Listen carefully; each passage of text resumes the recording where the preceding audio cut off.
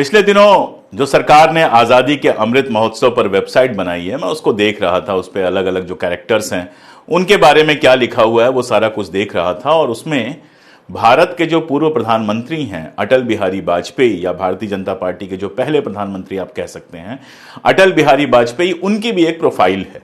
Profile पढ़ने पर एक बात वहां लिखी हुई है जो आती है कि 16 वर्ष की उम्र में जो मूवमेंट चल रहा था 1942 का भारत छोड़ो आंदोलन, उसमें वाजपेयी जी गिरफ्तार हुए थे। इस बात का उस पर जिक्र है। वाजपेयी जी की कई जीवनियों में भी इस बात का जिक्र है कि 16 साल की उम्र में वो गिरफ्तार हुए थे 1942 का जो मूवमेंट चल रहा था उसमें। इसके अलावा उनका एक लेख है द संघ इन माई सोल, मेरी आत्मा में जो संघ है, उसमें वो कहते हैं कि I also participated in the Quit India movement in 1942 and was jailed. I was then studying for my intermediate examination. I was arrested from my native village Bateshwar in Agra district. I was then 16. Gwalior रियासत के under आता था बटेश्वर, और वाजपेयी जी अपने लेख में खुद बता रहे हैं कि बटेश्वर में वो 1942 में जो आजादी की लड़ाई चल रही थी, भारत छोड़ो आंदोलन चल रहा था, उसमें वो गिरफ्तार हुए थे। और इस बात का जिक्र बाकी जगहों पर भी अगर आप गूगल करेंगे, अगर आप गूगल पे ये लिखेंगे अटल बिहारी वाजपेयी फ्रीडम फाइटर, तो आपको इस बात का जिक्र बहुत जगहों पे मिल जाएगा। लेकिन उसके साथ साथ एक और चीज मिलेगी जिस पर मैं बात करने जा रहा हूं। गिरफ्तार हुए थे ये सच है, लेकिन यह आधा सच है। गिरफ्तार होने के बाद दोनों भाई गिरफ्तार हुए थे, वो और उनके भाई प्रेम प्रकाश वाजपेयी जी, ये दोनों लोग गिरफ्तार हुए थे। और गिरफ्तार होने के बाद उन्होंने बाकायदा गवाही दी थी, एक वो गवाही दर्ज है। और वाजपेयी जी अपने इस लेख में या आजादी का अमृत महोत्सव वेबसाइट पे जो वाजपेयी जी की डिटेल्स दी हुई हैं उसमें इस गवाही का जिक्र छोड़ दिया गया है। तो मुझे लगा कि जो वहां छोड़ दिया गया है वो मैं आपको बताऊं। असल में ये जो किस्सा है इनकी गवाही का, वो कई जगहों पे छप चुका है। सबसे पहले बंबई से निकलता था, अब मुंबई कहते हैं, उस जमाने में बंबई था। बंबई से ब्लिट्ज निकलता था, और ब्लिट्ज अखबार में 1974 में एक रिपोर्ट छपी थी जिसमें बताया गया था कि उन्होंने बाकायदा एक पत्र लिखा था, एक बयान दिया था, जिसके बाद उनकी रिहाई हुई थी। अब आप कह सकते हैं इस बयान से क्या होता है, तो वो बयान मैं आपके पास डिटेल पढ़ दूंगा। फरवरी 7, 1998, 7 फरवरी 1998 को हिंदू में एक रिपोर्ट छपी थी। इसमें और डिटेल में ये सारी चीजें दी गई थी।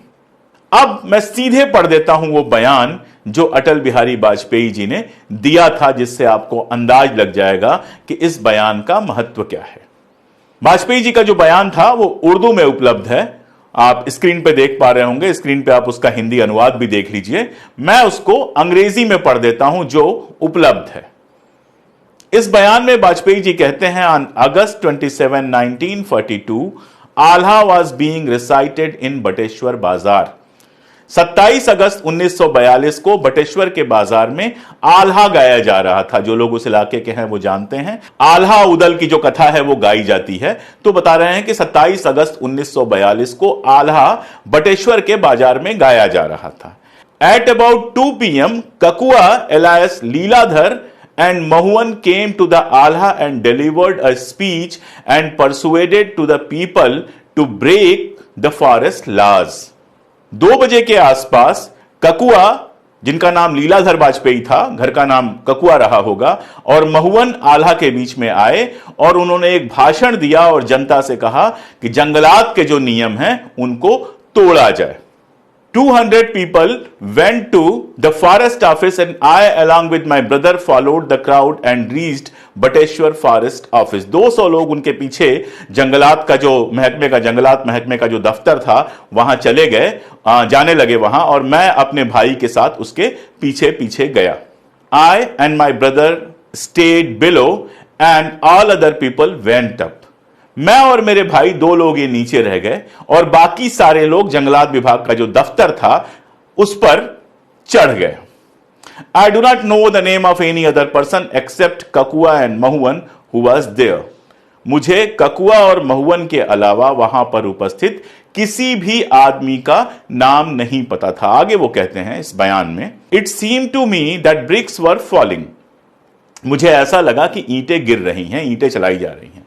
I could not know who was raising the wall on the ground, but the bricks of the wall were certainly falling. मैं नहीं जानता हूं कि किसने उस दीवार को गिराया था, लेकिन दीवार से ईंटें लगातार गिर रही थी। I, along with my brother, started to go to Maipura and the crowd was behind us. मैं और मेरे भाई मैपुरा की तरफ जाने लगे और भीड़ पीछे रह गई। The above mentioned persons forcibly turned out the goats from the cattle pound and the crowd proceeded towards Bichkoli.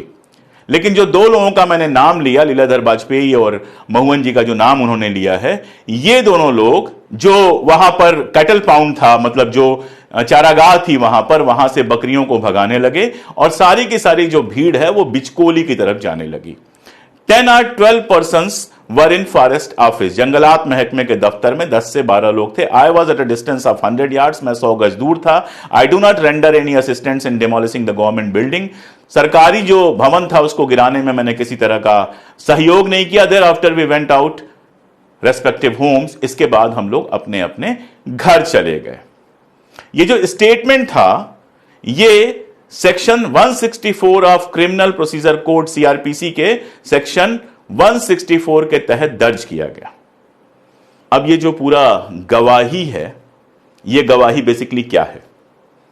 Bateshwar बाजार में 1942 में पूरे देश में तहलका मचा हुआ था, जनता विद्रोह कर रही थी।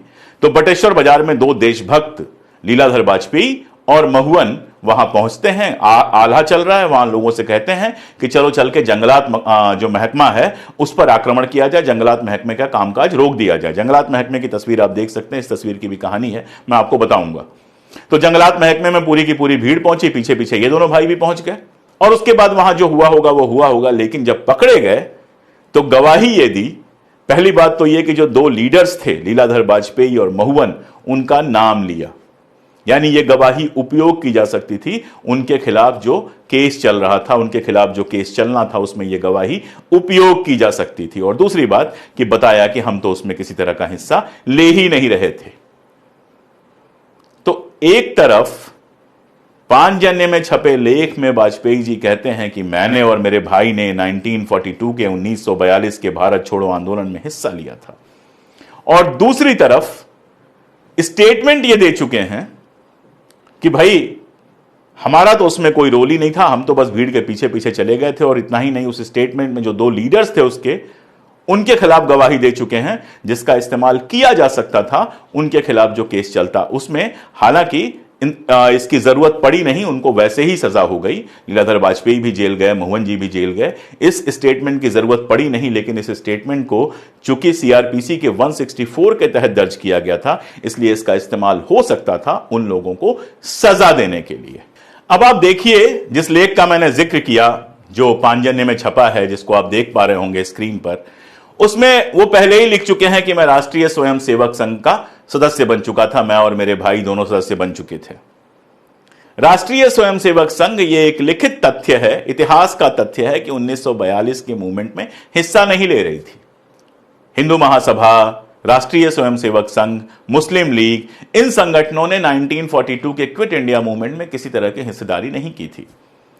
तो यह बात तो बहुत सहज है कि वाजपेयी जी ने भी हिस्सेदारी नहीं की हो, तो जब आपका संगठन हिस्सेदारी नहीं कर रहा है तो आपने हिस्सेदारी क्यों करनी है। लेकिन हुआ बस ये कि जवानी का जोश रहा होगा, सारे लोग जा रहे होंगे तो वो भी चल पड़े होंगे। लेकिन जब गिरफ्तार हुए, लगा सजा हो सकती है, तो चुपचाप गवाही देकर निकल गए। आपको किसी की याद आ रही है? हालांकि उन्होंने सजा होने के बाद सारी चिट्ठियां लिखी थी, यहां सजा के पहले ही चिट्ठी लिख दी गई ताकि कोई खतरा ना उठाना पड़े।